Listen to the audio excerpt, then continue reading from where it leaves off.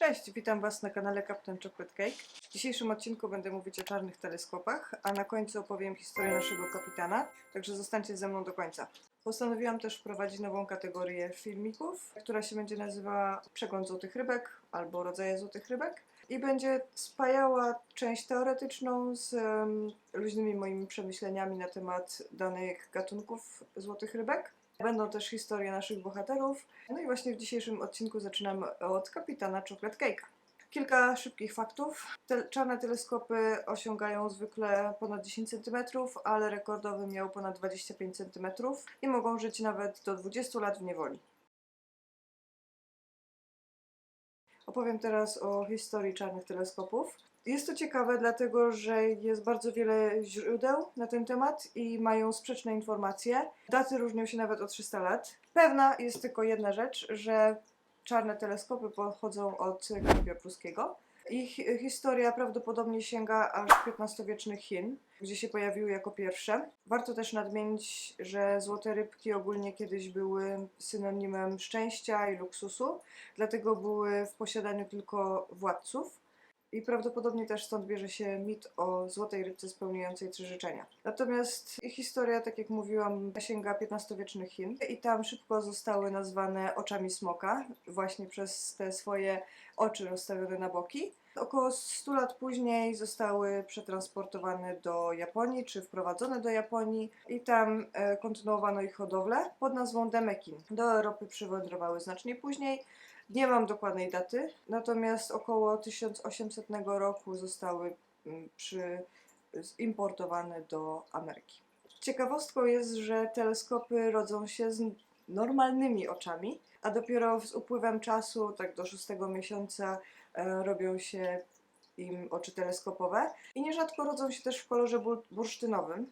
A trzeba pamiętać, że to jest w ogóle jedyna odmiana złotych rybek, która ma tylko jeden kolor, chociaż to też jest, tak się przyjmuje, ale właśnie rodzą się w kolorze bursztynowym, potem się robią czarne, a też znam takie przypadki, że z wiekiem znowu zmieniają się na pomarańczowe lub jakieś dobieżki złotego mają, także nie jest to jednolity czarny kolor. Oczywiście najbardziej charakterystyczną cechą teleskopów są ich wystające oczy. Niestety wielkie oczy wcale nie znaczą, że te ryby świetnie widzą, wręcz przeciwnie, taki układ oczu bardzo im utrudnia, mają ograniczone pole widzenia i stąd właśnie też są nie najlepszymi pływakami. Inną charakterystyczną cechą jest dosyć okrągłe, takie zbite ciało. W związku z taką budową oczu najlepszymi towarzyszami akwarium do złotych rybek są inne złote rybki, które mają podobny stopień upośledzenia. Upośledzenia nazywamy w cudzysłowie, ale faktycznie te rybki są skrzywdzone przez to, że właśnie celowo się rozmnażają i mając na uwadze to, że mają ograniczone widzenie. I właśnie w związku z tym najlepszymi towarzyszami do akwarium takich właśnie teleskopów by były na przykład niebowidy albo zatki. Opieka nad teleskopami nie różni się za wiele od opieki nad innymi złotymi rybami, natomiast właśnie z powodu ich wystających na boki oczu trzeba uważać na wszelkie ozdoby, jakie mamy w akwarium. Na pewno nic z ostrymi brzegami, typu zamki albo kawałki drewna. Bardzo też trzeba uważać, kiedy chcemy złapać teleskopa do siatki albo do ręki, właśnie żeby nie uszkodzić jego oczu.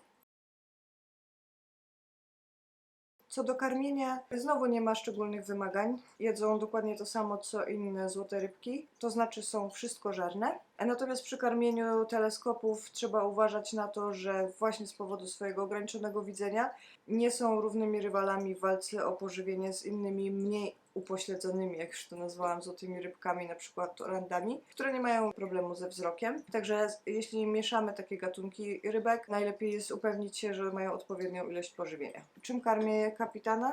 O jedzeniu będzie ogólnie długi odcinek, bo ja lubię eksperymenty w kuchni dla swoich rybek. Natomiast ogólnie mam taką rutynę, że rano karmię je specjalnie przygotowaną mieszanką dla złotych rybek. To jest w formie takiego granulatu, który bardzo łatwo tonie. Na pewno nie polecam płatków, to się chyba nazywa flakes, dlatego że płatki dryfują sobie na powierzchni i ryby, chcąc je zjeść, nabierają bardzo dużo powietrza, także ja nie stosuję płatków i nie polecam. Natomiast dobrze skomponowany granulat, który opada na dno, jest całkiem w porządku. Natomiast wieczorami staram się bardziej przechodzić na pokarmy roślinne. Na przykład bardzo często, przynajmniej raz w tygodniu, gotuję im groszek. Oczywiście trzeba go obrać i przygotować specjalnie, trochę zmiażdżyć. Będzie o tym odcinek. Jedzenie żelowe, a także owoce, nawet maliny. Bardzo lubią maliny. Ostatnio też eksperymentowałam z krewetkami. Ważne, żeby dieta była zrównoważona, zróżnicowana. Jeśli jest rybka młoda, to musi być to więcej protein. Natomiast jedzenie roślinne ja zazwyczaj zostawiam na wieczór. Raz w tygodniu dobrze jest właśnie dać groszek, bo złote rybki mają często problem z pęcherzem pławnym. O czym też będzie odcinek poświęcony chorobom i przypadłościom złotych rybek. Dajcie znać w komentarzach, czy macie jakieś pytania dotyczące opieki nad teleskopami, chętnie na to odpowiem, a także podzielcie się historiami swoich teleskopów. A teraz właśnie chciałabym opowiedzieć historię, skąd się wziął Kapitan Chocolate Cake. Tak jak widzieliście we vlogu pod tytułem Jak prawie zabiłam swoje złote rybki, kupiłyśmy z córką akwarium, które było tak zwane gołe, czyli bez niczego, bez filtrów.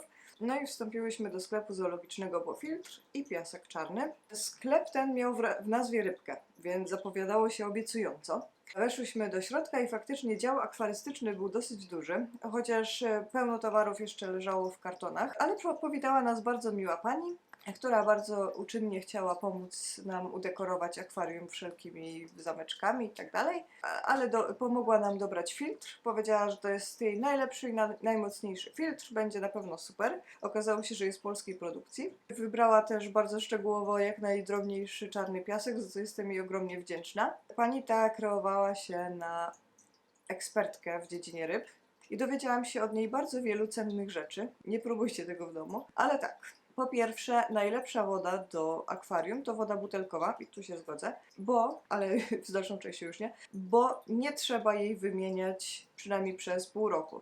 Filtrów też właściwie nie trzeba czyścić, bo jak już mamy wodę butelkową, to jest super. I do wody butelkowej nie dodaje się już żadnych innych substancji typu bakterie, czy na przykład Prime, który neutralizuje szkodliwe substancje. Druga mądrość. Wszystkie złote rybki, które są na sprzedaż w sklepach zoologicznych, to są dziewczynki. Złote rybki karmi się tylko raz dziennie, najlepiej płatkami i wtedy dajemy jeden płatek na jedną rybkę. Albo granulatem też może być i wtedy też jeden malutki granulacik na jedną rybkę, bo powiedziała, że nie wolno absolutnie przekarmiać, to się zgadzam, ale ilości podała dosyć małe. Zaznaczyła też, że nie należy mieszać różnych pokarmów, więc jak wybiorę, że będę karmić swoje ryby płatkami albo granulatem, to mam się tego trzymać do końca ich życia, żeby nie miały problemów ze strawnością.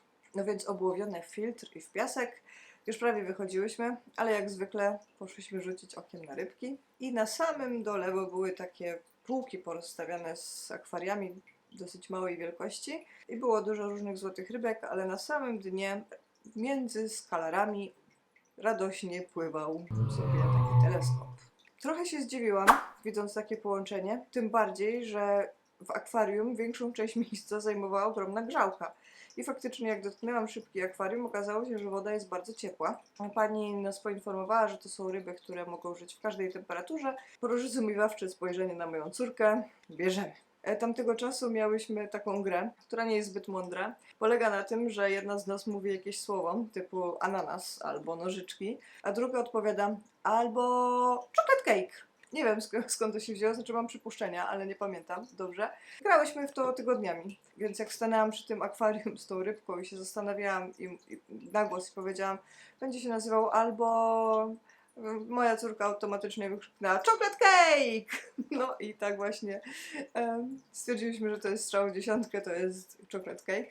Wróciłyśmy z nim do domu, ale też śmieszna sytuacja, bo wzięłam sobie do serca radę, znaczy stwierdziłam, że jest to mądre, żeby faktycznie, skoro mam takie małe akwarium, czyli 90 litrów to było, to może faktycznie podjedziemy do Aldi i kupimy wodę w butelkach, nie żeby jej nie zmieniać, broń Boże, ale żeby faktycznie była czystsza, bo nie miałam wtedy dobrych testów do wody i nie byłam w stanie ocenić, jak bardzo zła jest moja woda z kranu.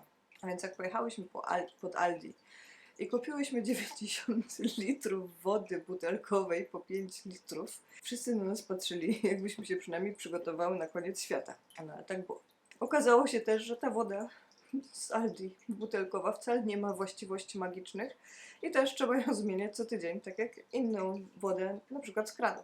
Bardzo bałam się po drodze o to, jak kapitan zniesie zmianę temperatury wody, bo jak mówiłam, był zebrany z prawie tropikalnego akwarium, otoczony wesołymi skalarami. Ale woda automatycznie w aucie się ochłodziła. Oczywiście miało aklimatyzację i wszystko przebiegło ok, nie doznał szoku i jak widzicie na filmikach pływa do dzisiaj. Co do jego charakteru, to też jest ciekawe, bo rozmawiam z bardzo wieloma akwarystami i bardzo często komentarz, że teleskopy są zaborcze i terytorialne. Nie zauważyłam tego u kapitana i raczej powiem, że złote rybki ogólnie, znaczy mówię o tych ozdobnych złotych rybkach, są raczej pokojowo nastawione. Ale dzisiaj kolejny raz, znaczy tak, Kapitan Chocolate Cake i Oranda Milkshake ze sobą rywalizują, ale to nie jest rywalizacja agresywna i to nie jest na pewno codziennie. Ewentualnie właśnie jak Oranda do nas przyszła, on próbował pokazać, że on tu jest kapitanem, a ona chciała być hersztem, więc tutaj mieli trochę spięcia i raczej to wyglądało jak tańce niż jak walka czy coś takiego. I jest to absolutnie normalne, ale dzisiaj właśnie eksperymentowałam z krewetkami. Mrożone krewetki to jest właściwie jedzenie też dobre na rybku, bo jest po prostu tak zblendowany na wiór. Ma tam też inne cenne składniki, na przykład czosnek, który jest bardzo zdrowotny dla złotych rybek. A więc dałam im na próbę i Oranda Milkshake podpłynęła i dosyć spory kawałek wzięła do pyszczka i poszła sobie w kącik przeżuwać, ale on się zdenerwował, kapitan Chocolate Cake się zdenerwował, bo też chciał ten kawałek i próbował ją tam dźgać z każdej strony, pływał koło niej i ona go chciała odganiać i po prostu wyglądało to jak taniec, a nie jak walka. Taniec z gwiazdami. Miałam z nimi straszny ubaw. Jeszcze ona miała pełną buzię tych krewetek. Ogólnie kapitan Chocolate Cake jest raczej nieśmiały i trzyma się na uboczu. To raczej nasza Oranda jest takim właśnie rybą pokazową, która w ogóle komitet powitalny, ktokolwiek wchodzi do pokoju, to ona musi być pierwsza i obadać, czy ktoś coś je, pije bez niej. A właśnie kapitan jest taki bardziej na uboczu. Natomiast bardzo mnie cieszyło to, że już trzeciego dnia po tym, jak przyniosłyśmy go do domu, jadł mi z ręki. Dziękuję bardzo za obejrzenie. Oczywiście nie zapomnijcie subskrybować i polajkować. Czekam na Wasze komentarze i Wasze doświadczenia z czarnymi teleskopami.